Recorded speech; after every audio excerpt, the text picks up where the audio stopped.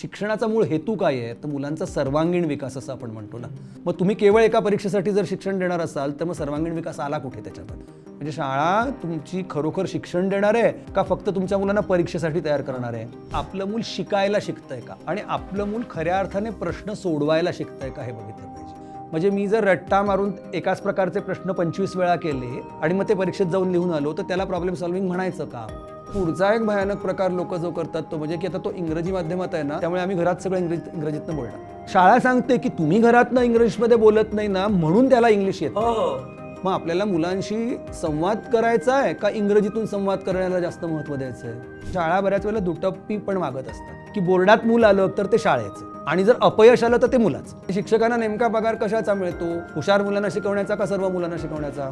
साधारणपणे बोर्ड आपल्या स्टेटसशी थोडंसं जोडलं गेल्यासारखं आहे. पण बघितलेलं की SSC बोर्डामधनं सुद्धा पास झालेली अनेक मंडळी अतिशय उच्च शिक्षण घेऊन यशस्वी झालेली आपल्याला आयुष्यामध्ये दिसतात आणि आयबीतनं बाहेर पडून सुद्धा आयुष्यामध्ये प्रश्न असलेली लोक दिसतातच.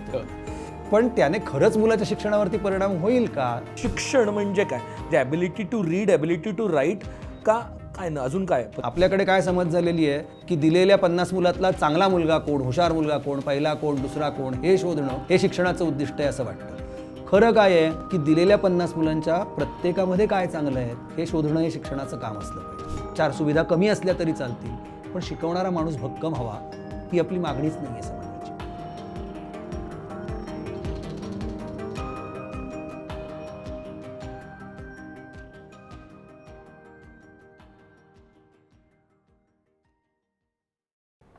Hello low low low low hi hello नमस्कार. तुमच्या सगळ्यांचं मनापासून खूप खूप स्वागत आहे द मुक्त मुक शो म्हणजेच चॅटच्या या खास एपिसोडमध्ये.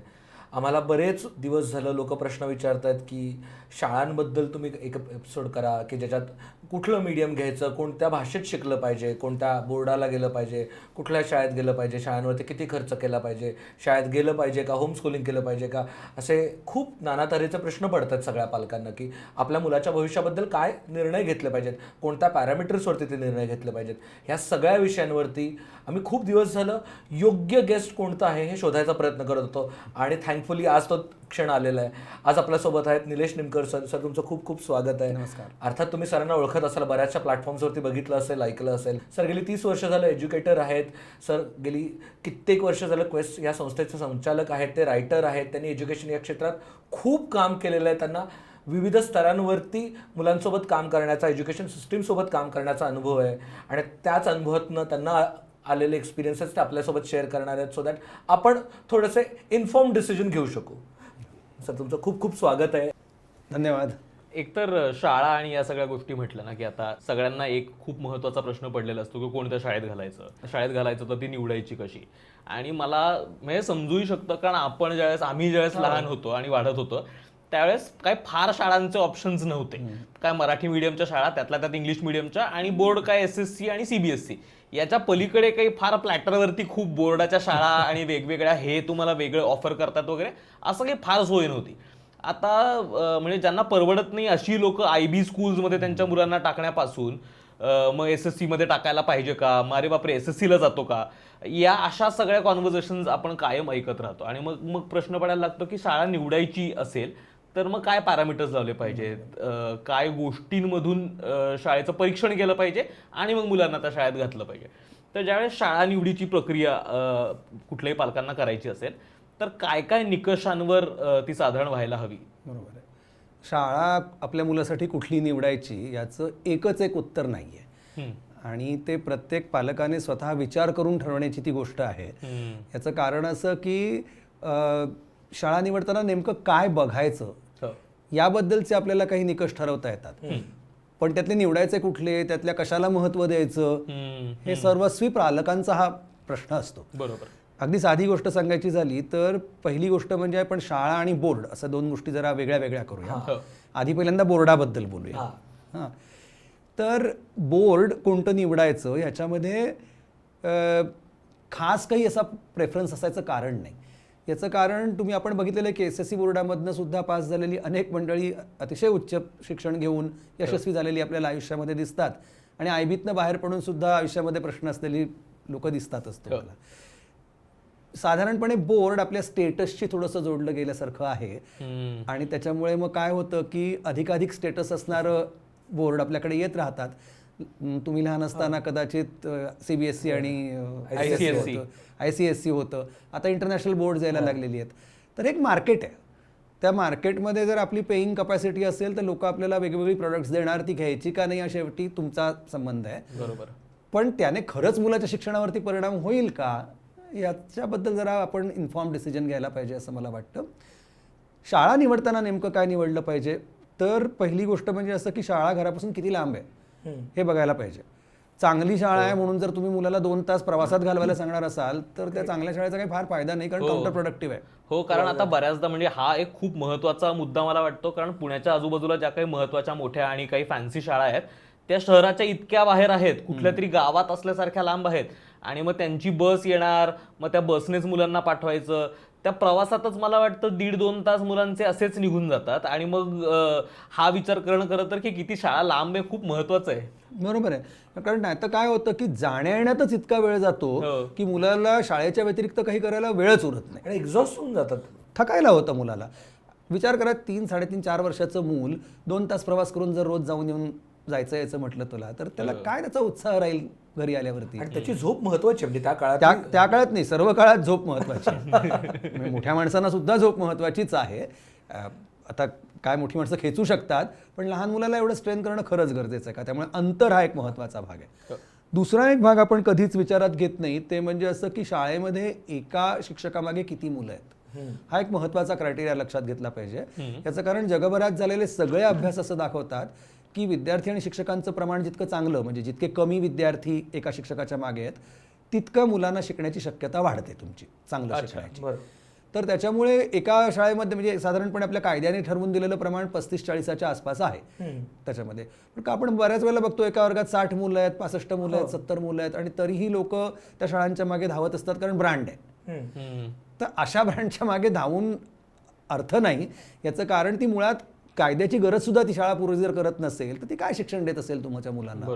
त्यामुळे हा टीचर स्टुडंट रेशो हा एक महत्त्वाचा भाग आपल्याला बघितला पाहिजे, आणि तो साधारण 35-40च्या आसपास जर असेल, एका शिक्षकाच्या मागे 35 ते 40 मुलं असा असेल प्राथमिक शाळेमध्ये, तरच ती शाळा आपल्याला चांगली असं म्हणता येऊ शकेल. कारण ती बेसिक अट आहे बरोबर त्याची, तीही जर तुमची शाळा पुरी करणार नसेल तर मग तुम्ही चांगलं शिक्षण देता याच्यावरती विश्वास ठेवायचा कसा. त्याच्यामध्ये दुसरा जो आणखीन एक महत्त्वाचा मुद्दा आहे त्याच्यामधला, तो म्हणजे की शाळेचं एकूण वातावरण काय आहे. म्हणजे शाळा तुमची खरोखर शिक्षण देणार आहे का फक्त तुमच्या मुलांना परीक्षेसाठी तयार करणार आहे, याच्यावरती विचार केला पाहिजे. आणि आजच्या काळामध्ये फक्त परीक्षेसाठी म्हणून जर तुमची शाळा तयार करणारी असेल तर तिचा उपयोगच नाही काही.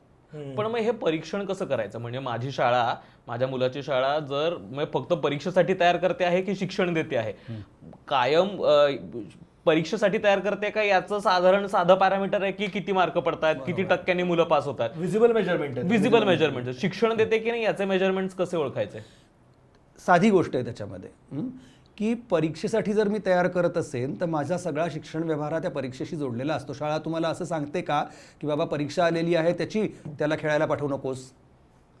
परीक्षा, आधी साधं उदाहरण सांगतो, माझी पुतणी उत्तम टेबल टेनिस खेळायची, तर तिच्या शाळेने तिला 10वीमध्ये माझ्या भावाला बोलवून सांगितलं की आता हिचं सगळं टेबल टेनिस वगैरे सगळं बंद करा, कारण आता 10वीची परीक्षा आहे आणि 10वीच्या परीक्षेमध्ये जर हिला कमी मार्क मिळाले तर हिला कुठेही ॲडमिशन मिळणार नाही. जी मुलगी स्वतः इतके वर्ष खेळत आलेली आहे तिला परीक्षेसाठी हे सगळं सोडून दे असं सांगणं, अशी सांगणारी शाळा असेल तर ती नक्कीच आपल्याला उपयोगाची नाही आहे. कारण शिक्षणाचा मूळ हेतू काय आहे, तर मुलांचा सर्वांगीण विकास असं आपण म्हणतो ना, की सगळ्या अंगांनी मूल डेव्हलप झालं पाहिजे. मग तुम्ही केवळ एका परीक्षेसाठी जर शिक्षण देणार असाल तर मग सर्वांगीण विकास आला कुठे त्याच्यामध्ये. तर त्यामुळे मुलाला जे आवडतंय, जे करावंसं वाटतंय, त्याच्यापासून परीक्षेच्या कारणासाठी जर तुमची शाळा दूर राहा असं म्हणत असेल तर ती नक्कीच परीक्षेसाठी शिकवणारी शाळा आहे. इतका साधा निकष आहे त्याच्याबद्दलचा. सर मग मला इथे प्रश्न पडतो की नक्की शाळेचा रोल काय आहे मुलांच्या जीवनात, कारण त्याच्यावरनं मला वाटतं सगळ्याच प्रश्न ना एक दिशा मिळू शकेल. की कारण आत्ता आपण शाळात सगळं घडवते मुलाला, अशा पद्धतीचं कुठंतरी एक विचारधारा असते. म्हणजे मी लहान असताना असं होतं की शाळेत घातलं की झालं, ते होऊन जाईल सगळं पुढं. एका अर्थी चांगलं होतं. पण महत्त्वाची गोष्ट अशी आहे की मुलाचा विकास काही फक्त किंवा मुलाचं शिकणं हे काही फक्त शाळेत जाऊन घडत असतं अशातला भाग नाही. ते सतत चालूच असतं. ते घरात चालू असतं, बाहेर मैदानात चालू असतं, मित्रांच्या बरोबर ज्या वेळेला मूल असतं त्यावेळेला चालू असतं. हे सगळ्या शिकण्याच्या जागा आहेत हे आधी आपण पहिल्यांदा लक्षात घेतलं पाहिजे. आणि त्यामुळे शाळेमध्ये जे काही घडतं तो एकूण ओव्हरऑल मुलाच्या शिकण्याचा एक छोटा भाग आहे.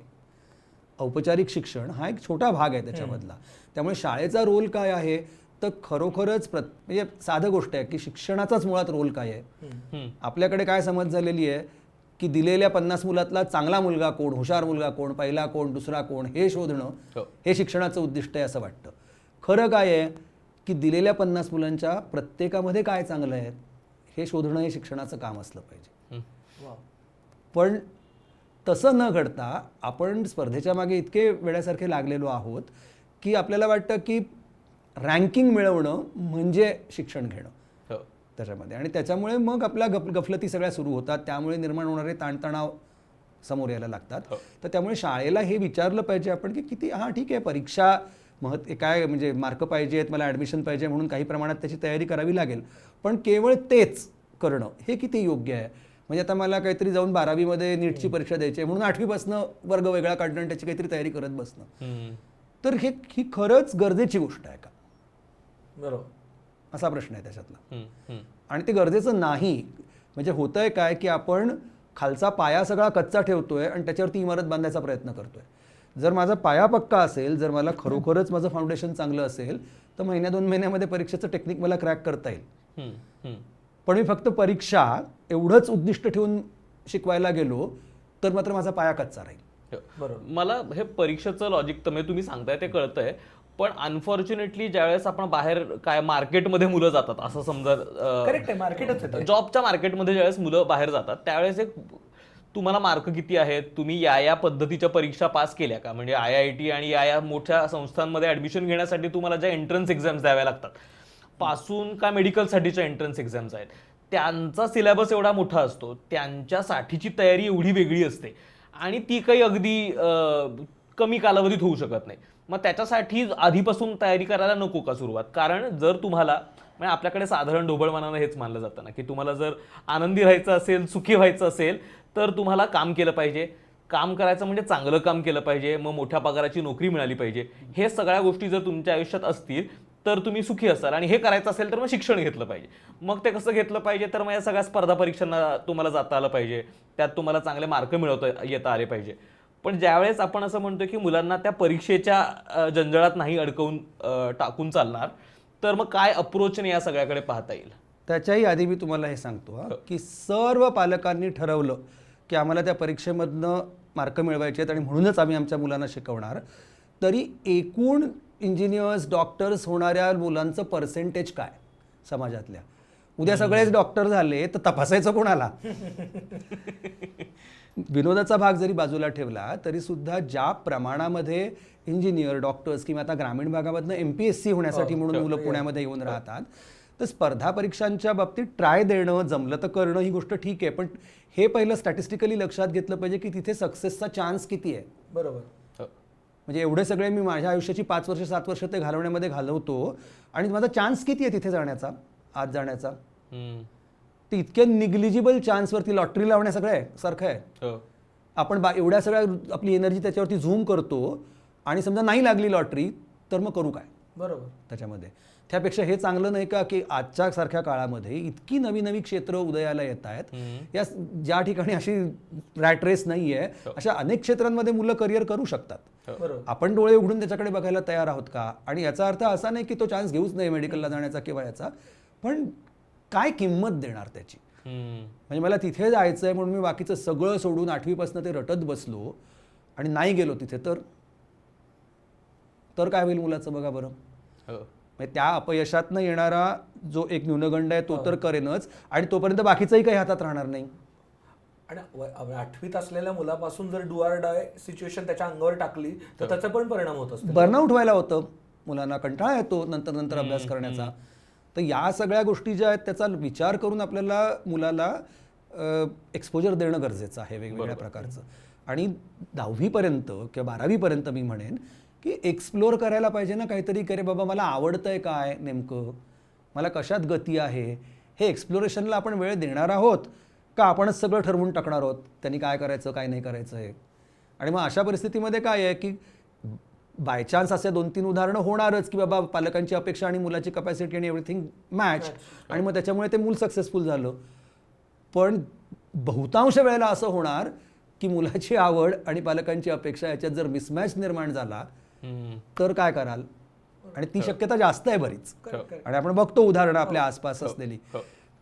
दुसरी गोष्ट की आत्ता आपल्याला वाटतंय की परीक्षेतलं यश हे खरोखरच मला पुढच्या म्हणजे काय म्हणतील की पुढच्या एकूण यशस्वी आयुष्याची गुरुकिल्ली असणार आहे.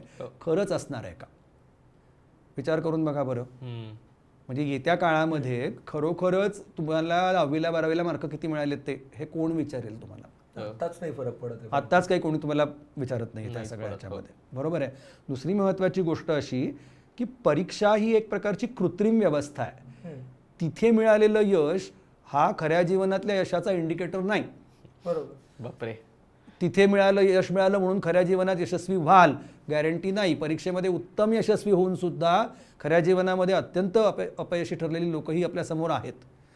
आणि परीक्षेमध्ये फारसं काही कधी माझ्यासारखी माणसं की आम्हाला काय फार कधी परीक्षेमध्ये भव्य दिव्य यश मिळालेलं नाही पण म्हणून काय अडलं नाही आमचं त्याच्याविना.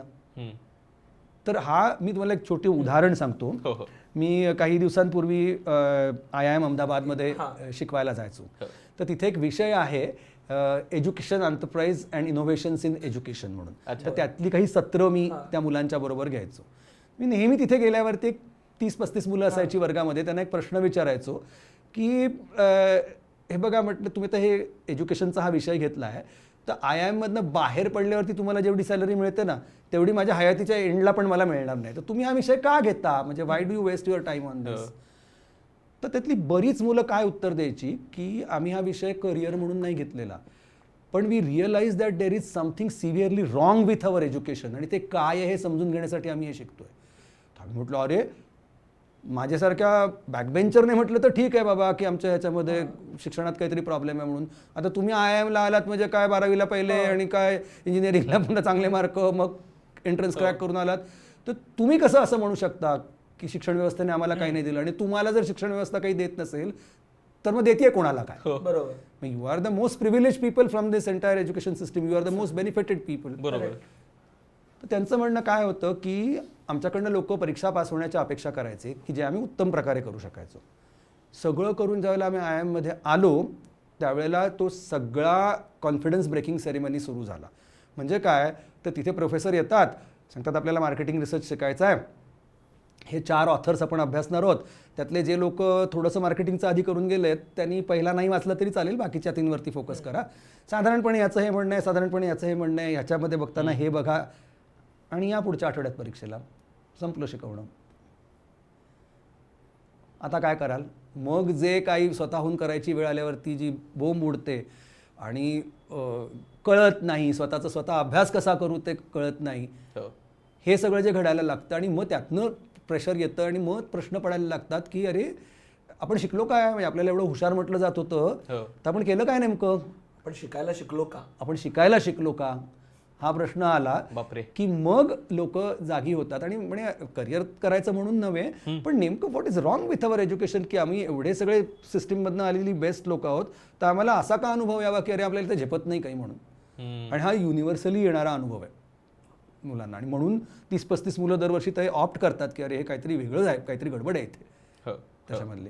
तर हा महत्त्वाचा भाग आहे की आपण मुलांना शिकायला शिकवलंय का फक्त परीक्षा द्यायला शिकवलंय याच्यावरती विचार करायला पाहिजे. एस्पेशली जेव्हा IIT IIM आणि या सगळ्या गोष्टींचा विचार होतो ना तर तेव्हा लवकरात लवकर तयारी करणं आणि ते म्हणजे एक्झाम क्रॅक करणं. कारण का अजून पण पालकांची पण चूक नाही कारण का त्यांना दिसते की तिथे प्रोबॅबिलिटी ऑफ सक्सेस हायर आहे. म्हणजे IIMला गेलो तर माझ्या आयुष्यात चांगलं होण्याची शक्यता जास्त आहे. मी बाकीच्या फील्डमध्ये मला शोधावा लागणार आहे मार्ग. म्हणून तरी आपण कायम एक सामान्य माणूस म्हणून प्रोबॅबिलिटी ऑफ सक्सेस जिथे जास्त तिकडे पळण्याचा प्रयत्न करतो. सो म्हणून मग 7वी पासून 6वी पासूनच IITचे क्लासेस लावणं आणि मग त्याच्यासाठी बोर्ड. कारण का IB बोर्डात गेलं की तुम्हाला IITला एक लेव्हरेज मिळतो. तुम्ही 2 वर्ष पुढे असता मुलांच्या SSC पेक्षा. ह्या सगळ्या गोंधळात मग पालकांचं हे होतं की मी कधी चालू करू. अशा लेवलचं कॉन्व्हर्सेशन होतं. सो त्यावरती तुम्ही काय सांगू शकाल की काय पद्धतीने त्यांनी विचार केला पाहिजे? पहिली गोष्ट, प्रोबॅबिलिटी ऑफ सक्सेस खरंच जास्त आहे का या रेसमध्ये? हो. किती हजार ॲप्लिकेशन्स येतात आणि त्यातनं किती सिलेक्ट होतात?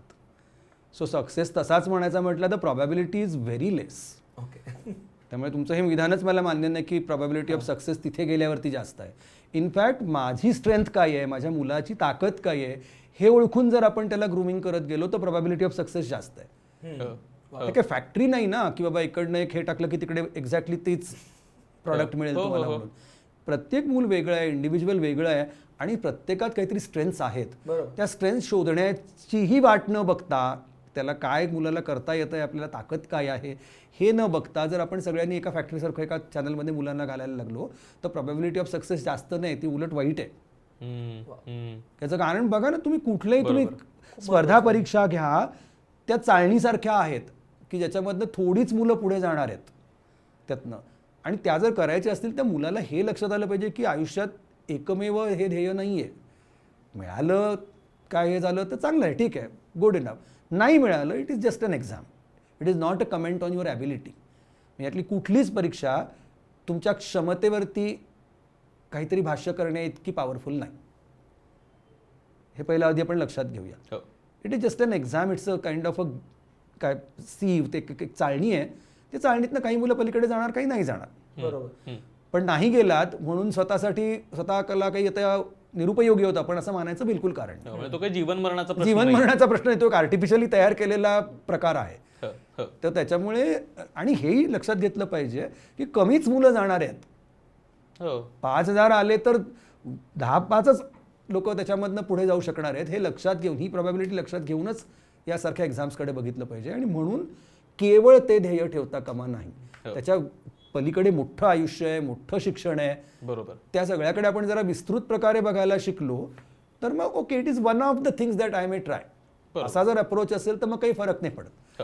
पण तेच जर ध्येय आहे आणि त्याच्यानंतर जर ते नाही मिळालं तर आता मला काही आयुष्यामध्ये करण्यासारखं उरलं नाही असं जर आम्ही मानायला लागलो तर गोंधळ आहे कुठेतरी. बरोबर. आता आपण शाळा निवडायची कशी, त्यात परीक्षांवरती आलो की तुमची शाळा परीक्षेच्या मागे धावते का हे पाहायला पाहिजे. त्यात आणखीन एक हल्ली खूप लोक बोलायला लागलेत. म्हणजे मी शाळेत होतो त्यावेळेस सर्रास मुलं मराठी मीडियमच्या शाळेमध्ये जायची. मी मराठी मीडियम शाळेत शिकलेलो आहे. आणि एकदा ते सेमी इंग्लिश जेव्हा यायला लागलं तसं मग हळूहळू लोक सेमी इंग्लिशकडे वळले. आणि मला नाही आठवतच नाही आहेत गेल्या मी एक 12-15 वर्षामध्ये किंवा 20-1 वर्षामध्ये मराठी मीडियमला जाणून बुजून टाकलेली खूप कमी लोक दिसतात. बरोबर. तर ज्यावेळेस परत काय भाषेत शिक्षण घ्यावं आणि काय शाळा निवडावी तसं ते करत असताना कोणत्या माध्यमाची शाळा आहे हे किती जास्त मॅटर करतं. आणि म्हणजे ते आत्ता शिक्षणाच्या प्रोसेसला सुद्धा किती मॅटर करतं आणि भविष्यात सुद्धा जाऊन किती मॅटर करणार आहे की माझा मुलगा मुलगी मराठी माध्यमाच्या शाळेत शिकलेला आहे किंवा एका IB स्कूलमध्ये शिकलाय. त्या दोघांची सक्सेस प्रोबॅबिलिटी आयुष्यामधली कमी जास्त असू शकते का मराठी भाषा किंवा व्हॉटेवर मातृभाषेत शिक्षण घेतल्यामुळे?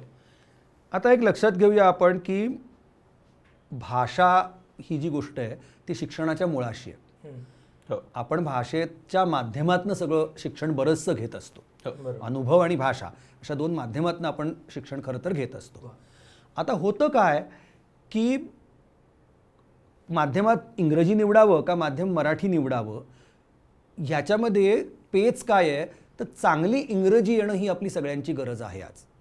आणि ती काही अमान्य करण्याचं कारण नाही. बरोबर. की चांगलं इंग्रजी नाही आलं तर आर्थिक विकासाच्या अनेक संधी आपल्यापासून लांब राहतात, हे सत्य आहे आणि त्याच्यामुळे ते काही नाकारायचं कारण नाही. बरोबर. पण चांगली इंग्रजी येणं आणि सगळं काही इंग्लिशमधनंच शिकणं फक्त ह्याच्यात आपण फरक करायला तयार नाही आहोत. आणि ते जास्त डेंजरस आहे. म्हणजे साधी गोष्ट अशी आहे की इंग्रजी शिकण्याची आपण कॉस्ट काय देतोय.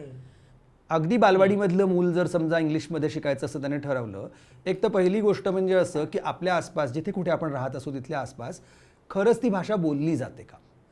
कारण एक अत्यंत महत्त्वाची गोष्ट आहे की निदान प्राथमिक शाळेतलं शिक्षण, बालवाडीतलं शिक्षण आणि प्राथमिक शाळेतलं शिक्षण हे अशा भाषेत व्हायला पाहिजे की जी मला बोलता येते.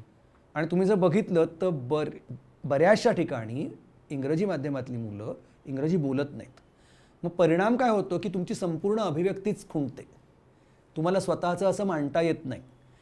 मग काय करतात, सोपा उपाय काय असतो की आपण पुन्हा परीक्षेच्या दिशेला कसं येतो, तर परीक्षेमध्ये हे क्वेश्चन आन्सर्स येणार आहेत म्हणून ती बोर्डावरती लिहून द्यायची, मग मुलांनी ती कॉपी करायची, मग आईने 3 वेळा घरी ती लिहून घ्यायची आणि मग जाऊन परीक्षेमध्ये ती मी लिहून यायची. आता खऱ्या आयुष्यात गेल्यावरती असं सगळी ट्रीटमेंट मिळणार आहे का? आणि तिथे तुम्हाला जेव्हा स्वतःचं स्वत्व दाखवायची वेळ येते त्यावेळेला जर माझा भाषेचा बेस कमी पडला तर मी काय करू? त्यामुळे चांगली इंग्रजी येणं अत्यंत आवश्यक आहे. ते करण्यासाठी म्हणून इंग्रजी भाषा म्हणून कशी शिकावी यावरती जरूर काम व्हायला पाहिजे, तसं झालेलंही आहे काम. पण सगळं काही सुरुवातीपासून इंग्रजीमध्ये शिक अशा वेळेला की ज्या वेळेला ते मूल इंग्रजी बोलत नाहीये, पालक इंग्रजी बोलत नाहीयेत आणि बऱ्याच अंशी शिक्षकही नाही बोलत आहेत. तुम्ही जाऊन बघा बरं इंग्रजी माध्यमाच्या एखाद्या वर्गामध्ये, म्हणजे अगदीच ज्यांची प्रथम भाषा इंग्रजी अशा पालकांबद्दल, म्हणजे आयबीच्या पॅरेंट्सबद्दल मी नाही बोलत, पण आयबीच्या शाळा असून असून अशा असतील किती आणि किती जणांना त्या परवडणार आहेत. बरोबर. सो आपण तोही मुद्दा बाजूला ठेवूया त्याच्यामधनं. पण मग साधारणपणे एका मिडल टाऊनच्या लेवलला ज्या इंग्रजीच्या शाळा असतात तिथले शिक्षक सुद्धा खरंच इंग्रजीतनं शिकवतात का? आता बघा, आता गणित शिकवताना कशा प्रकारचा संवाद वर्गामध्ये चालतो. आपल्याला काय करायचं आहे, आपल्याला युनिट्स आहेत ना ते कमी पडत आहेत, मग आपण काय करणार, आपण टेन्सचं बंडल आहे ना ते उघडणार आणि मग त्याचे युनिट्स करणार.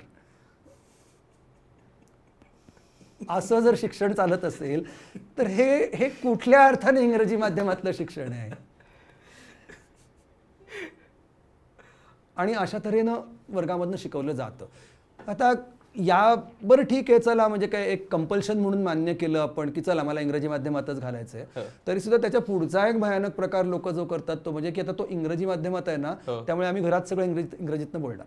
हो हो हो, खूप होतं हे. आय टेल यू, हा असं असतं. किंवा शाळा सांगते की तुम्ही घरातनं इंग्लिशमध्ये बोलत नाही ना म्हणून त्याला इंग्लिश येत नाही. तर आता हा प्रश्न असा आहे की भाषा शिकणं आणि भाषा अवगत करणं या दोन वेगळ्या वेगळ्या गोष्टी आहेत. अगदी लहान मूल म्हणजे ज्या वेळेला मुलाचं वय साधारणपणे एक 3 ते 2.5-3 वर्षाचं जेव्हा मूल असतं तेव्हा परिसरात बोलल्या जाणाऱ्या वापरल्या जाणाऱ्या एकापेक्षा अनेक भाषा मूल सहजपणे आत्मसात करू शकतं, सहजपणे अवगत करू शकतं. पण ह्याचा अर्थ असा नाही की तुम्हाला वर्गात बसून एवढ्या सगळ्या भाषा शिकवता येतील त्याला. मूल भाषा शिकतं कशी, तर ती व्यवहारात वापरून शिकतं. म्हणजे जर समजा माझे मित्र हिंदी बोलणारे असतील तर मी त्यांच्याशी हिंदी बोलतो. घरी आई माझी जर मराठी बोलणारी असेल तर मी त्याच्याशी मराठीतनं बोलतो. मला जर अजून कोणीतरी खरंच खऱ्या आयुष्यामध्ये इंग्रजी बोलणारा माणूस भेटला त्याच्याशी मी इंग्रजी त्या प्रकारे बोलायला लागेल. पण याचा अर्थ असा आहे का की ह्या 3 भाषा मला वर्गात बसून एकत्र शिकवता येतील? तर नाही शिकवता येत. कारण ती कॉन्शियस प्रोसेस नाही आहे, ती वापरातनं शिकण्याची प्रोसेस आहे. आणि हे सगळं मुलाच्या बाबतीत ज्या वेळेला घडत असतं त्यावेळेला मूल खऱ्या अर्थाने बोलत असतं ती भाषा. आपण इंग्रजी माध्यमात जेव्हा मुलाला घालतो तेव्हा पहिलं बघितलं पाहिजे की तिथे इंग्रजी बोलली जाते का. आणि बऱ्याच ठिकाणी असं दिसतं की मुलं इंग्रजी बोलतच नाहीत. आणि तुम्हाला मी सांगितलं की माझ्याशी बोलायचं, आता जर्मनमधनं बोलायचं नाही तर बोलायचं नाही, तुम्ही काय कराल? कुठला पर्याय निवडाल? बोलणार. तेच मुलांचं होतं. समजा जर शिक्षकाने सांगितलं की बोलायचं तर इंग्लिशमधनं बोल, नाही तर नको बोलू, मुलं बोलतच नाहीत. बऱ्याचशा इंग्रजी माध्यमांच्या शाळा एस्पेशली ज्या तुम्ही म्हणालात मिडल क्लास म्हणजे अशा छोट्या टाउन मधल्या शाळा असतात तिथे फाईन असतो की तुम्ही मराठी शब्द वापरला तर 1 रुपया द्यायचा, असा फाईन वगैरे माझ्या कलिग्समध्ये होता. बरोबर आहे. सो असा फाईन करणं याच्यामध्ये काय काय घोळ आपण घालून ठेवतोय ते बघा. म्हणजे त्या बारक्या मुलाला शू लागली तरी जाऊन ते बाहेर शू करू शकत नाही कारण मला इंग्लिशमधनं सांगता येत नाही. बापरे, इतक्या लेवलला तो वेडेपणा जाऊन आपला पोहोचतो. काय महत्त्वाचं आहे की आपल्याला एखादी गोष्ट येणं का एखादी गोष्ट इंग्लिशमधनं येणं याचा आपल्याला आधी पहिल्यांदा विचार करायला पाहिजे. दुसरी गोष्ट की यामुळे स्वतःच्या भाषेबद्दलचा जो न्यूनगंड आपण मुलांच्या मनामध्ये तयार करत असतो त्याचं काय, म्हणजे this is not worth learning a language.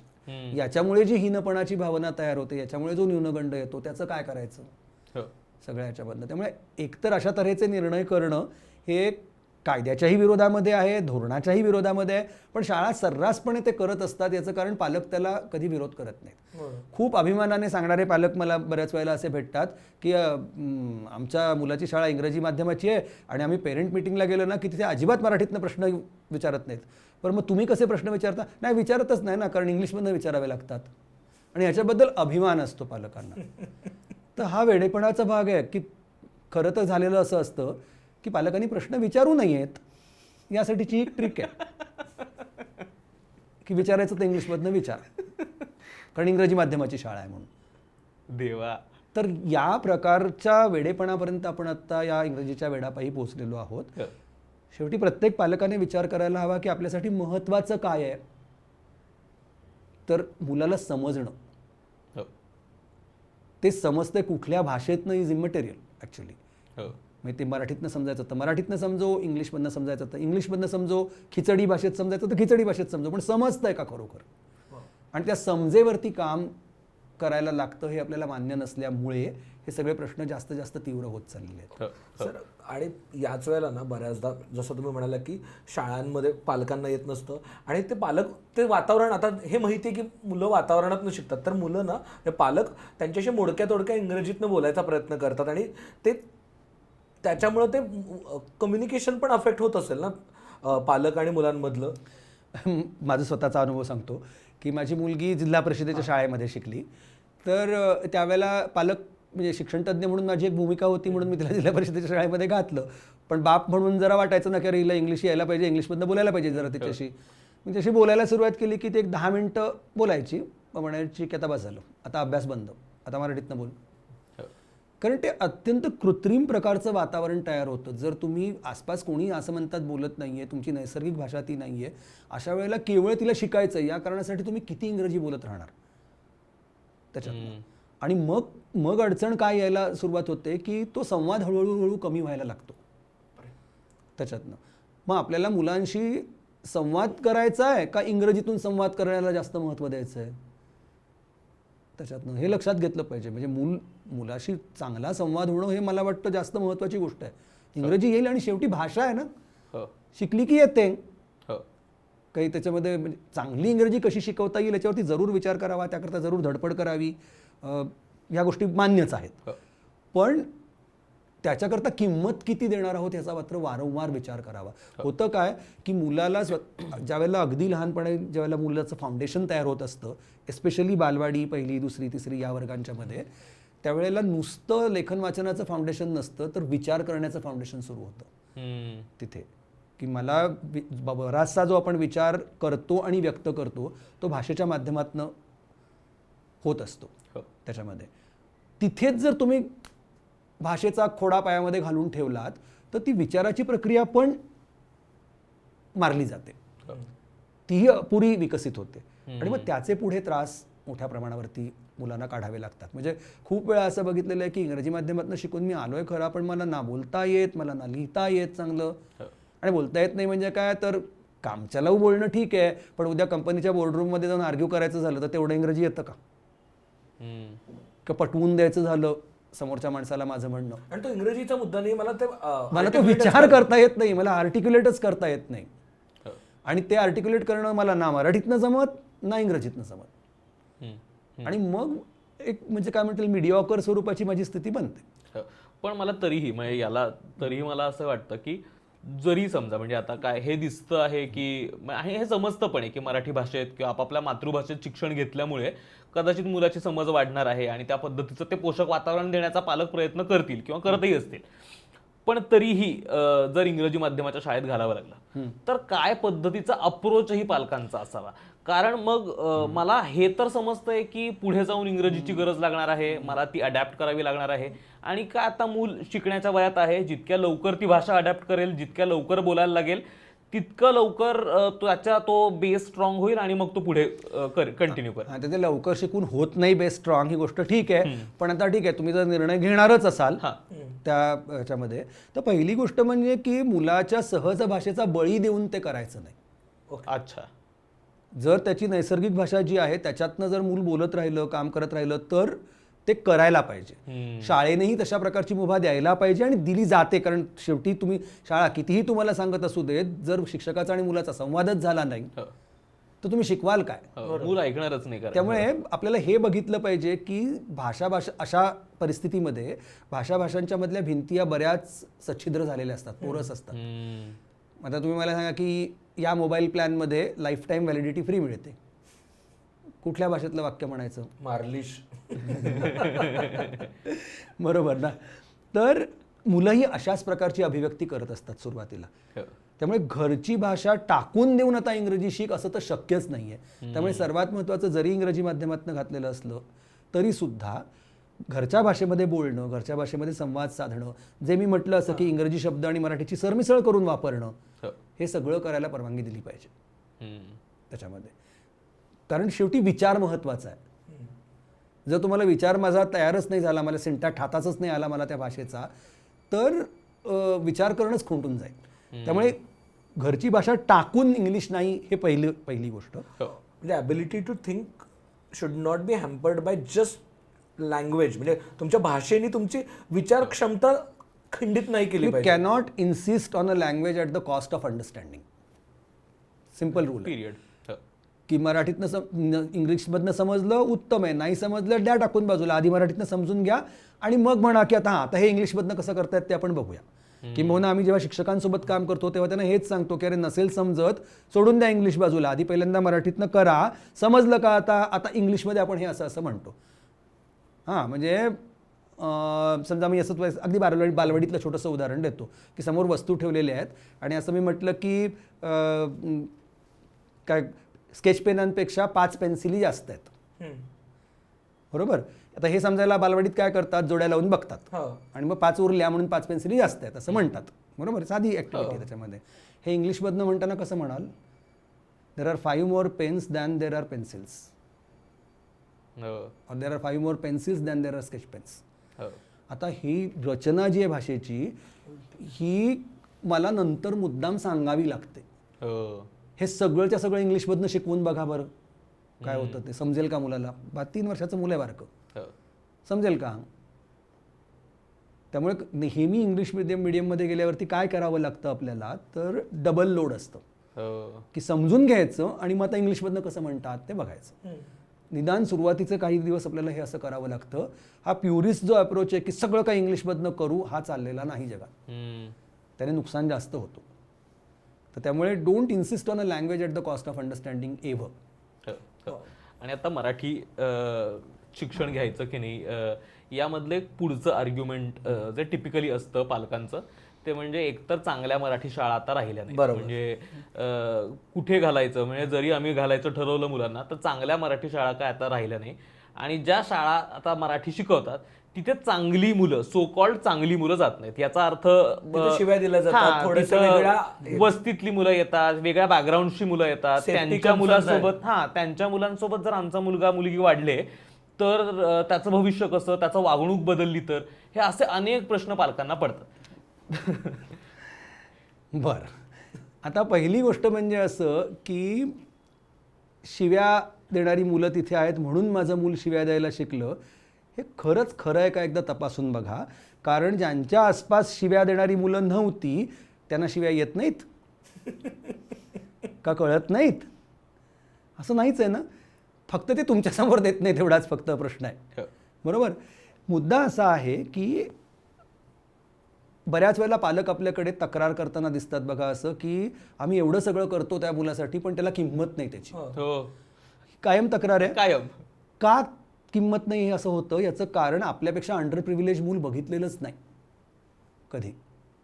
आपण असं करून ठेवलेलं आहे की त्यांना कायम एकाच प्रकारची, एकाच संस्कृतीतनं आलेली मुलं जर मुलांना दाखवत राहिलो तर त्यांना वाटतं हेच आयुष्य असतं आणि असंच प्रत्येकाला मिळतं. त्यामुळे आपल्यापेक्षा अंडर प्रिव्हिलेज मूल असू शकतं याची जर माझ्या मुलाला कल्पनाच आली नाही तर मिळतं याची किंमत राहणार कशी मुलाला. त्यामुळे ह्याच्याकडे म्हणजे खरं तर काय झालेलं माहिती आहे का, की मराठी शाळा चांगल्या राहिल्या नाहीत असं जेव्हा मध्यमवर्गीय पालक आरडाओरडा करतात तेव्हा त्याला रिस्पॉन्सिबल तेच आहेत. तुम्ही काढून घेतलीत स्वतःची मुलं सगळी तिथली, मग आता कोण येणार तिथे? जी आहेत ती येत आहेत. माझ्या लहानपणी आमच्या वर्गामध्ये समाजाचं अक्षरशः ते प्रतिबिंब असायचं की सर्व स्तरातली मुलं तिथे यायची, त्याच्यामुळे एकमेकांशी आंतरक्रिया व्हायची. आपल्याला जे सहज मिळतंय ते बऱ्याच मुलांना सहज प्राप्य नाही आहे, त्याच्याकरता त्यांना काम करावं लागतं. ह्या सगळ्या गोष्टी समोर येत होत्या. तर हे वास्तव जे जगाचं आहे हे आपण मुलांपासून लपवून का ठेवायला बघतोय त्याच्यामध्ये. आणि दुसरी गोष्ट की ही जी मुलं येत आहेत ही वाईटच आहेत असा आमचा पूर्वग्रह आहे आणि तो मी लादतोय त्यांच्यावरती. असं सर्वस्वी वाईट आणि सर्वस्वी चांगली, म्हणजे एका बाजूला तुमचे सगळे सद्गुणाचे पुतळे आणि एका बाजूला ते सगळे दुर्गुणाची खाण, असं थोडं ना असतं. प्रत्येक मुलामध्ये चांगलं असणार, प्रत्येक मुलामध्ये वाईट असणार. समजून घेणं, डायलॉग करणं हे कधी घडणार? जर तुम्ही आता म्हणाल त्याच्यामुळे जस्ट तोच फिगर आउट करण्याचा मुद्दा प्रयत्न करतोय माझ्यासाठी की IB स्कूलमध्ये पण शिव्या देत नाहीत असं नाही. डेफिनेटली शिव्या देतात, इंग्रजीतनं देतात. इंग्रजीतनं देतात. आणि एफ वर्ड्स कोणाला माहित नाहीयेत सांगा बरं, इंग्लिशमध्ये शिकलेल्या लोकांना. दुसरी तिसरीतनं मुलांना नाही माहिती आहे. एक्झॅक्टली. आणि बाकी गोष्टींबद्दल बोलायचं झालं, व्यसनांबद्दल फक्त आर्थिक स्थिती ऑफ त्या व्यसनांची बदलत असेल म्हणजे सबस्टन्सची कॉस्ट बदलेल असतेच ना. आणि तुम्ही दाखवा बरं की IBच्या शाळांच्या मधनं व्यसनाधीनतेचा प्रश्न नाहीये म्हणून 100%. असं नसतं. प्रश्न असा असतो की आपण एखाद्या समाजाबद्दलची आपला पूर्वग्रह, आपली हीनतेची भावना ही संपूर्ण त्या मुलांच्यावरती लादत असतो. आणि त्याच्यामधनं आपल्या काल्पनिक एक आपण ठरवून ठेवलं की ही मुलं वाईट आहेत, आमची मुलं त्यांच्यामध्ये मिसळता कामा नाहीत. आता असाच जर तुमचा दृष्टिकोन असेल तर मग भरा फिया आणि घाला तिकडे, तुम्हाला जे काय करायचं असेल तर करा. म्हणजे अल्टिमेटली इट्स युअर चाइल्ड. बाकीचे लोक काय सांगणार? पण what are you really missing on? मग नंतर अशी तक्रार नाही करायची की अरे आमच्या मुलाला किंमत नाही कशाची म्हणून. कारण ती किंमत कळायला खरं जग बघायला पाहिजे ना बाहेर जाऊन. किती की मला जे मिळतंय, माझ्या आईवडिलांनी जे मला दिलंय ते एक प्रकारचं प्रिव्हिलेज आहे. आणि ह्याच्यापेक्षा खूप कमी मिळणारी मुलं पण आहेत आणि they are also in the race. हे हे हे कळल्याशिवाय त्याची किंमत कळेल कशी? आणि ऑल्सो हे कुठेतरी करिअरवरती पण हॅम्पर करत असेल ना. कारण जर मला शिकताना मी एका मोनोकल्चरमध्ये, एका पठडीच्या कल्चरमध्ये जर शिकत असेल तर मी उद्या काय मार्केटियर झालो किंवा इंजिनियर झालो किंवा डॉक्टर झालो तरी मला वेगवेगळ्या पद्धतीचे लोक असतात, वेगवेगळ्या पद्धतीच्या लाईफस्टाईल्स असतात आणि त्यांच्यासाठीचे सोल्युशन्स कसे काढायचे हे कळायला खूप मार्ग अवघड जाणार आहे. आणि अप्रिसिएशनच उरत नाही दुसऱ्या प्रकारच्या लाईफस्टाईलचं. ते अस्तित्वात आहे याचं अस्तित्वच आमच्यासाठी संपून जातं. And then what kind of individual you are going to be त्याच्यामध्ये. म्हणजे अगदी डॉक्टर झालात सगळ्या अशा बॅकग्राऊंडमधनं येऊन आणि जर समजा समोर येणाऱ्या रोग्याला असंच म्हणत राहिलात की अरे हा झोपडपट्टीतला आहे म्हणून याला त्रास होतोय, तर you are not a good doctor. तुम्हाला त्या पेशंटची जर पार्श्वभूमीच कळली नाही का, त्याचे त्याच्या प्रश्नाचं मूळ कुठे आहे याच्याबद्दल माझी जर काही एम्पथीच राहिली नाही तर तुम्ही चांगले डॉक्टर तरी व्हाल का? परवा मी तुला उदाहरण दिलं तर सिम्बायसिसला मी कॉन्टेंट शिकवायला जातो. तर सिम्बायसिसमध्ये मुलांना म्हणलं की समजा इमॅजिन करूया आपण की आता कोल्हापुरात स्टारबक्स येणार आहे आणि आपल्याला कॉन्टेंट स्ट्रॅटेजी तयार करायची आहे. तर ती मुलं म्हणली कोल्हापुरात का स्टारबक्स चालेल? सो त्यांना असं वाटत होतं की पुणे आणि मुंबईच्या बाहेर स्टारबक्स घ्यायची कपॅसिटीच नाही लोकांची. एवढा तो रिस्ट्रिक्टेड व्ह्यू आणि एवढं ते हे प्रिज्युडायसेस आहेत. आणि कुठून आलेले आहेत तर हे आपल्या उच्चगंडातनं आलेले प्रिज्युडायसेस आहेत सगळे की वी आर द बेस्ट याच्यामधनं आलेले. तर हे ह्या प्रकारच्या व्यक्ती तयार होऊन तुमचं निभेल का? म्हणजे चला सगळं तुमचं मान्य करतो, उद्या तुम्ही ज्या वेळेला बाहेर पडाल शाळांमधनं त्यावेळेला तुमचं निभेल का समाजामध्ये अशा प्रकारे वागून? आता म्हणजे साधी गोष्ट आहे की स्पर्धा आहे म्हणून सगळे लोक आरडाओरडा करत असतात. म्हणून काय पहिलीपासून बालवाडीपासून स्पर्धा करत बसतात सगळे लोक.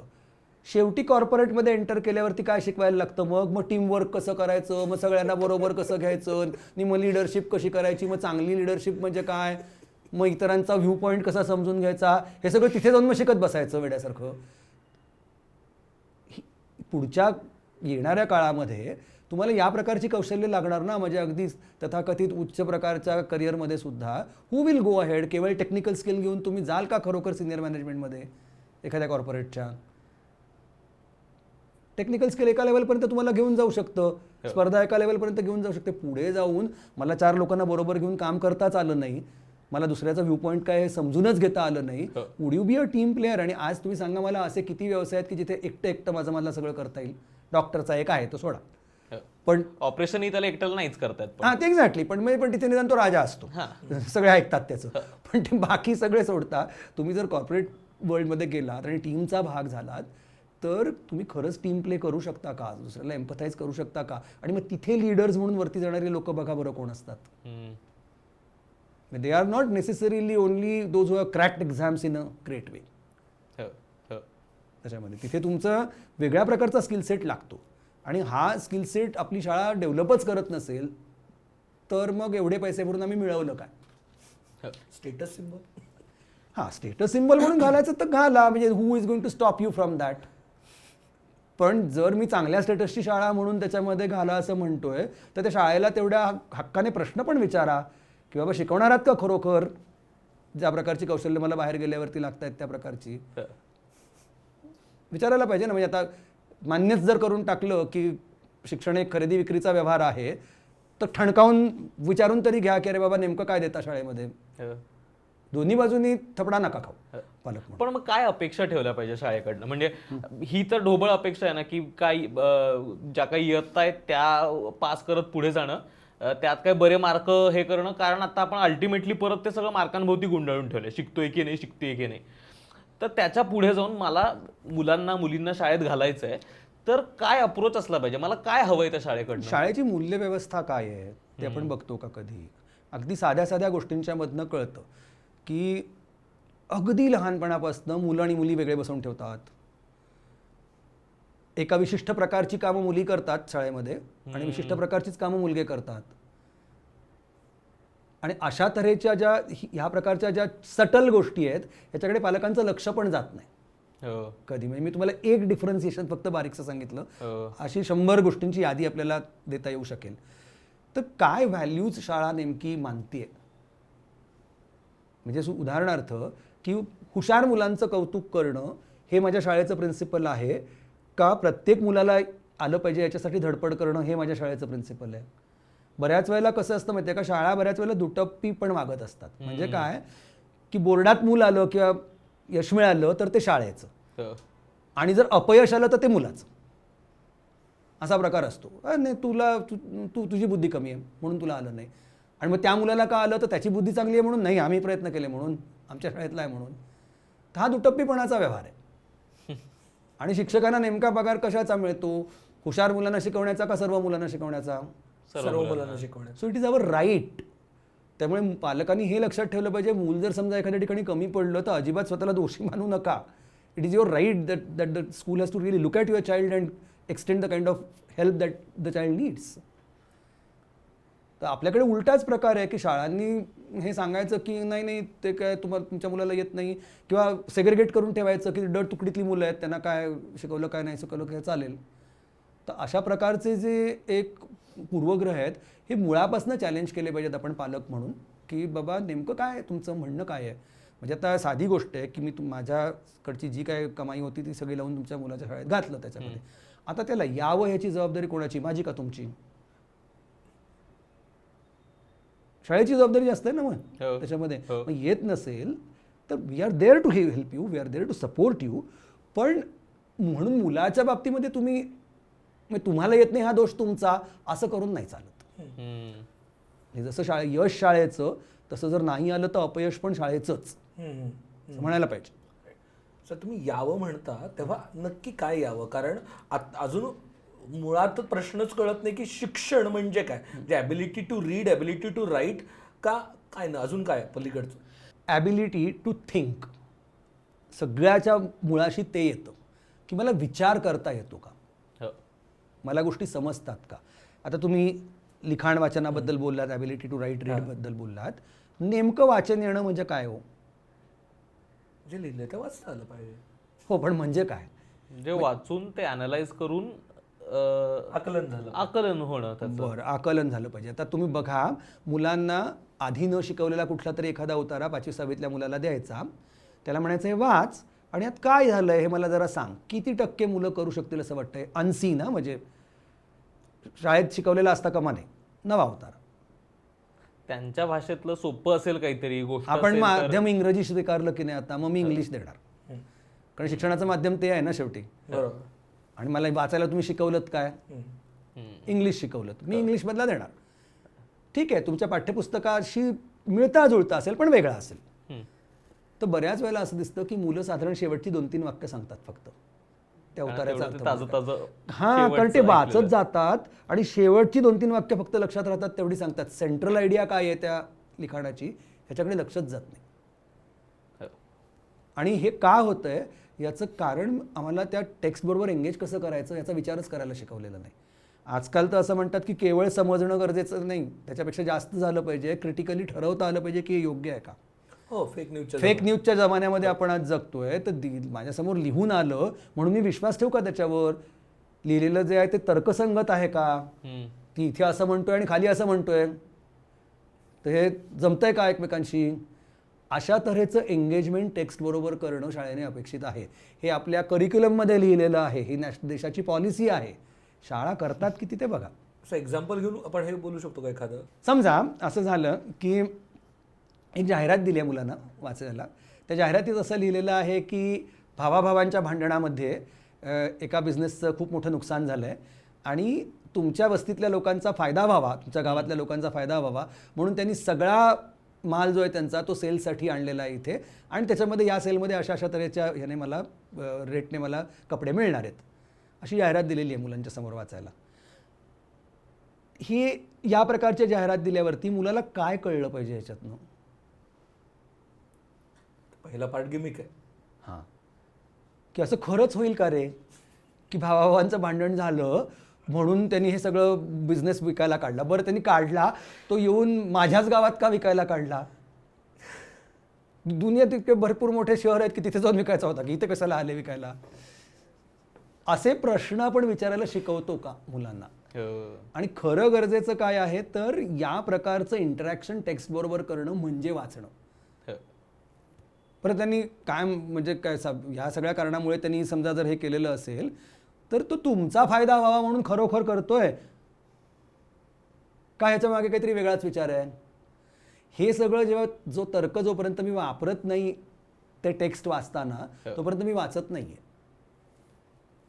आणि अशा तऱ्हेच्या वाचनाची अपेक्षा मी नाही करत आहे, आपला करिक्युलम करतो. म्हणजे जर खरोखर करिक्युलम डॉक्युमेंट काढून बघितलं तर क्रिटिकल रिडिंग नावाचा भाग असतो त्यात, पण ते काय कोणी विचारायला जात नाही, काही नाही, त्यामुळे चाललंय ते बरं आहे असं होतं. शाळा म्हटलं ना की अजून एक मला सगळ्यात लक्षात राहणारा शाळेतला महत्त्वाचा भाग म्हणजे शिक्षक. म्हणजे मला काही विषय आवडायचे का तर मला ते शिक्षक आवडायचे. मग मला इंग्रजी काही फार आवडत नसलं तरी मला इंग्रजीच्या तासाला ज्या सरपोतदार बाई यायच्या त्या आम्हाला आधीमध्ये आठवड्याला एक दिवस गोष्टी सांगायच्या, जे इंग्लिशमध्ये सांगायच्या आणि मग त्यातले काही काही संदर्भ घेऊन ते मराठीत परत सांगायच्या. आणि मग इंग्लिशचा तास मग आमचा फेवरेट तास असायचा. तसं त्या त्या विषयासोबतचं माझं नातं कायमच त्या शिक्षकांमुळे बनलंय. म्हणजे शाळेत हे खूप होतं. तर तसं शिक्षकांना सुद्धा म्हणजे आपण कायम म्हणतो ना की एकतर जर मी हा एवढा मोठा बेट घेतोय शाळेकडे माझ्या मुलीची जबाबदारी देण्याचा आणि काय त्यांनी शिकवणं अपेक्षित आहे, शिक्षकांनाही खरं तर या गोष्टींबद्दल अपडेशन्स आहेत का? म्हणजे शिक्षकही या अप्रोचने शिकवतात का?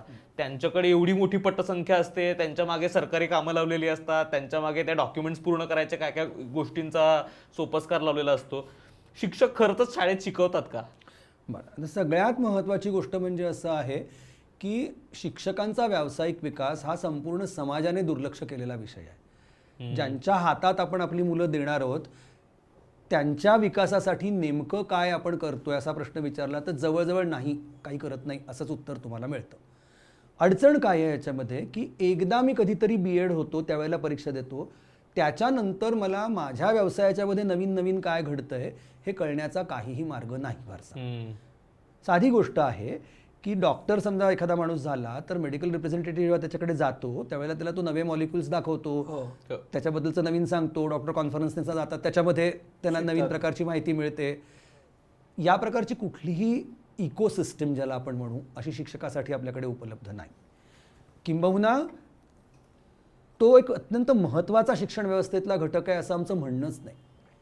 तोच प्रॉब्लेम झालेला आहे की जो काही शिक्षणामधला बदल घडवायचा, एक वेळ मला चांगलं इन्फ्रास्ट्रक्चर नसलं चकचकीत तरी चालतं, टाय बूट न घातलेली शाळा असली तरी चालते, काय इतर 4 सुविधा कमी असल्या तरी चालतील, पण शिकवणारा माणूस भक्कम हवा ही आपली मागणीच नाही आहे समाजाची.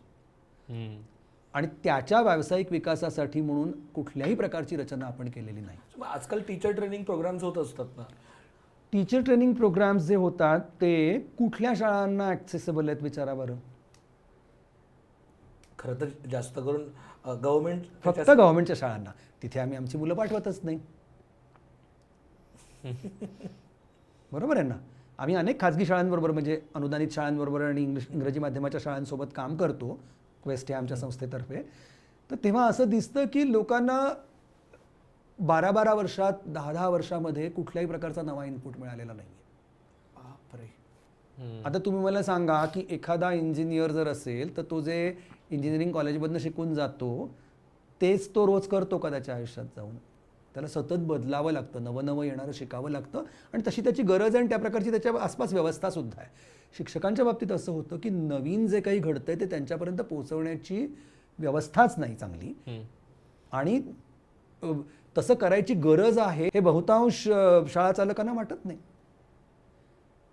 त्यामुळे तुम्ही मगाशी म्हणालात ना की शाळा निवडताना काय विचारावं, तर कुठल्या कुठल्या प्रकारचं प्रशिक्षण देता हो तुमच्या शिक्षकांना, काय काय करता तुम्ही तुमच्या शिक्षकांच्या व्यावसायिक विकासासाठी काय करता, त्यांना नवीन यावं म्हणून तुम्ही काही इन्व्हेस्टमेंट करता का, त्याच्यावरती किती खर्च करता, असे प्रश्न शाळेला जरूर विचारायला हवेत. कारण शेवटी तो एक घटक असा आहे की तो जर भक्कम असेल तर बाकीचं आसपास काही नसलं तरी शिक्षण चांगलं होतंच. आता शिक्षणाच्या क्षेत्रामध्ये अनुताई वाघ आणि ताराबाई मोडक यांच्यासारखी जी नावं आहेत त्यांच्या आसपास काय होतं, ते तर झाडाखाली शाळा चालवायच्या, पण ते बघायला जगभरातनं लोक काय यायचे, कारण ज्या प्रकारचा शिक्षक त्यांनी तयार केलेला होता तिथे ते अमेझिंग होतं. त्यामुळे शिक्षक हा अत्यंत महत्त्वाचा भाग आहे आणि आपल्या दुर्दैवाने सरकारी शाळेतल्या शिक्षकांना व्यवस्था काम करू देत नाही आणि खाजगी किंवा अनुदानित शाळेतल्या शिक्षकांना बाकीचा काही इनपुटच नाही. मग शिक्षणाची गुणवत्ता वाढणार कशी? म्हणजे पालक म्हणून आपल्याला काय करायला पाहिजे की इतर 4 गोष्टी जशा विचारतो तसं की तुमच्या शिक्षकांच्या व्यावसायिक विकासासाठी तुम्ही काय काय करता, कशा प्रकारचे शिक्षक आहेत तुमच्याकडे, हे विचारलं पाहिजे. आणि ही डिमांड पालक करू शकतो. आणि हे प्रेशर समाजातनं जोपर्यंत तयार होत नाही तोपर्यंत त्याला पालक म्हणजे तोपर्यंत त्याला शाळा लक्ष नाही देणार त्याच्याकडे. हे प्रेशर सगळं समाजातनं निर्माण झालं पाहिजे. खरं सांगायचं झालं तर आपण सगळेजण आता पिसा सारख्या परीक्षा होतात इंटरनॅशनल लेवलच्या, त्याच्यामध्ये स्वीडन, फिनलंड, स्कॅन्डिनेव्हियातले सगळेच लोक, फिनलंड सारखी कंट्री तर अनेक वर्ष त्याच्यात जगामध्ये पहिली येणारी कंट्री आहे. तुम्हाला माहिती आहे का की मेडिकलच्या इतका लॉंग टीचर ट्रेनिंगचा कोर्स असतो त्यांचा, मिनिमम 5 वर्ष झाल्याशिवाय 12वी नंतर कोणी शाळेत पाऊल नाही ठेवू देत.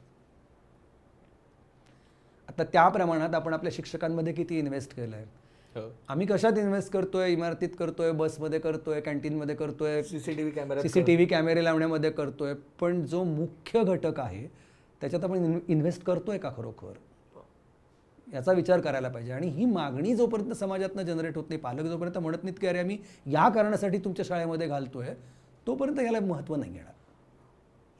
सर, यूथ आपल्या देशाचा पुढे येणारा यूथ आहे, तोच आपल्या देशाचा शिल्पकार आहे आणि तेच आपला देश महासत्ता घडवणार हे म्हणतोय, पण त्या शिल्पकारांना घडवणारा शिल्पकारच अवघड अवस्थेत आहे. म्हणजे मला अंडरपेड हा शब्द वापरायचा नव्हता. आणि अंडरपेड हा एक भाग झाला त्याचा, पण अंडरसर्व्ड पण आहे ना की त्याच्या ज्या व्यावसायिक गरजा आहेत त्याच्याबद्दल आम्ही त्याच्याबद्दल काही करतही नाही आहोत, त्याला काही कुठल्याही प्रकारची मदत करत नाही आहोत.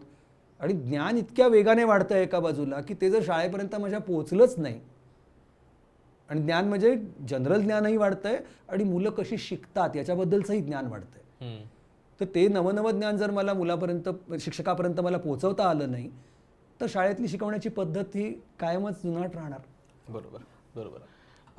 सर, जेव्हा आपण हे म्हणतोय की गोष्टी बदलत चालल्यात, आपल्याला एकतर बदलणारं ज्ञान पण आहे आणि ज्ञान कसं ग्रहण होतं त्याच्याबद्दलचं पण ज्ञान आपण समजत चाललंय, तर काय पद्धतीने शाळांकडे बघितलं पाहिजे, जज केलं पाहिजे शाळांना? कारण का आता उद्या माझ्याकडे आत्ता काय शिकलो हे मॅटर करेल की नाही माहितीच नाही, कारण का रोज गोष्टी काहीतरी नवीन येतात आणि आत्ता माहितीच नाही आहे मला AI काय डिस्टर्ब करणार आहे, मला आत्ता माहितीच नाही की नॅनो सायन्स उद्या काय बदल घडवणार आहे. तर आत्ता शाळांमध्ये जाणाऱ्या मुलांकडनं काय घडलं पाहिजे, पालकांनी त्या पद्धतीने काय बघितलं पाहिजे त्याच्यात? एक सगळ्यात महत्त्वाची गोष्ट म्हणजे की आपलं मूल शिकायला शिकतंय का हे बघितलं पाहिजे, आणि आपलं मूल खऱ्या अर्थाने प्रश्न सोडवायला शिकतंय का हे बघितलं पाहिजे. आपली कल्पना काय झालेली आहे, आता प्रश्न सोडवायचा म्हणजे काय होतं शाळेमध्ये की एका बाजूला गणिताचे प्रश्न दिलेले आहेत, एका बाजूला फॉर्म्युले दिलेले आहेत. मुलाचं काम काय आहे की एक्झिस्टिंग प्रश्नाला एक्झिस्टिंग उत्तर घ्यायचं आणि ते शिक्षकाला सांगायचं. अशा स्वरूपाचा आपलं साधारणपणे शिक्षण व्यवहार असतो. हे खरंच प्रॉब्लेम सॉल्व्हिंग आहे का? म्हणजे मी जर रट्टा मारून एकाच प्रकारचे प्रश्न 25 वेळा केले आणि मग ते परीक्षेत जाऊन लिहून आलो तर त्याला प्रॉब्लेम सॉल्व्हिंग म्हणायचं का? खऱ्या अर्थाने मी मुलाला प्रश्न सोडवण्याची टेस्ट देतोय का कधी? आणि ते खऱ्या अर्थाने मूल सोडवत आहे का. म्हणजे साधी गोष्ट आहे हो. की काय म्हणता येईल तिला, की समजा आपण एक मी म्हटलं की 42 + 18 असं एक उदाहरण दिलेलं आहे. त्याची एक मला रीत माहिती आहे, इकडनं इकडे खोडायचं, इकडे हातचा घ्यायचा, अमुक करायचं, ते मूल आपलं तसं करतं आणि जाऊन परत येतं. पण 42 + 18 आपण किती प्रकारे सोडवू शकतो वेगवेगळ्या. भाजीवाली तुमच्यासारखी सोडवते नाही. नाही. ते काहीतरी वेगळंच करत असते, बरोबर. आणि there are an number of ways you can really approach this problem.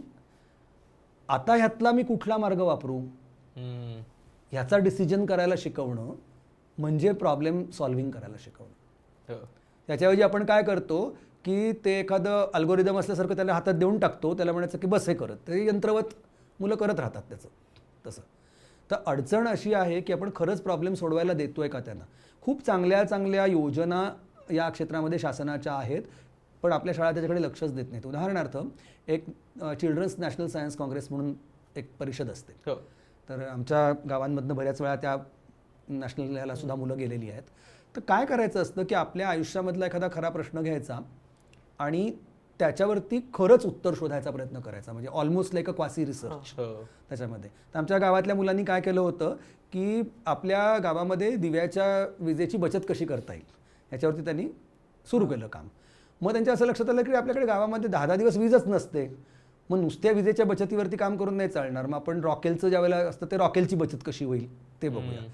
म्हणून त्यांनी सर्व्हेच केले आणि मग त्या सर्व्हेमध्ये त्यांच्या असं लक्षात आलं की आपल्या गावामध्ये 4 प्रकारचे दिवे आणि 3 प्रकारच्या वाती वापरल्या जातात.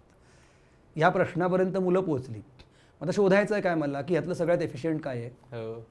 मग मला 12 कॉम्बिनेशन्स मिळतात. तर मुलांनी खरोखर ती 12 कॉम्बिनेशन्स केली, ते त्याच्यामध्ये एक विशिष्ट अमाऊंटचं रॉकेल घातलं, ते सगळे दिवे लावले आणि एक व्यवस्थित एक्सपेरिमेंट कंडक्ट करून त्यांनी असं शोधून काढलं की आपल्या जुन्या सुती कपड्याची वात आणि ज्याला तोटी असते असा कुठलाही दिवा असं घेतलं तर जवळजवळ दुप्पट रॉकेलची बचत होते, म्हणजे 50% रॉकेल लागतं. वा. अशा तऱ्हेचे प्रश्न आम्ही सोडवायला देतो का मुलांना खऱ्या आयुष्यातले. कारण ते शेवटी मॅटर करणार आहेत पुढे जाऊन. आणि हे जेव्हा तुम्ही करत असता तेव्हा परीक्षेतल्या अनेक गोष्टी तुम्ही शिकतच असता. मग मुद्दाम जाऊन परीक्षेसाठी तयारी करण्याची वेळ तुमचा कमी कमी व्हायला लागेल. परीक्षेचं एक तंत्र कळलं पाहिजे याच्याबद्दल वाद नाही, ते कळतं, पण ते कळण्यासाठीचा खालचा पायाच जर माझा भुसभुशीत असेल तर मी केवळ तंत्र घेऊन जातो. चांगला भक्कम पाया आहे असं जर असेल तर 2 महिन्यात तंत्र शिकता आलं पाहिजे. Ultimately it is a technique. पण समज कच्ची आहे आणि मला ती परीक्षा क्रॅक करायची, मग काय, मग रट्टा मारण्याशिवाय गत्यंतर नाही ना. मग आता ऑलमोस्ट शेवटाकडे आलो आपण. तर आपण बरंच हे याच्याबद्दल चर्चा केली की काय काय गोष्टी पाहिल्या पाहिजे काय शाळा निवडताना.